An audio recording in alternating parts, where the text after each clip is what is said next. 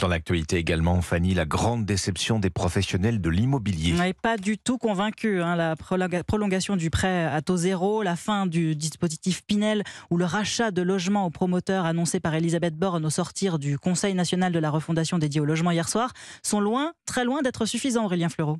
Il n'y aura pas eu d'électrochoc, de mesures fortes pour répondre rapidement à la crise du logement.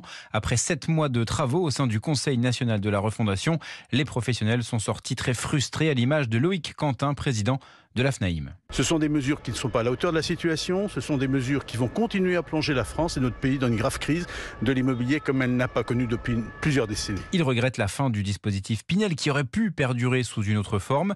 Autre déception sur l'évolution de la fiscalité des meublés touristiques type Airbnb.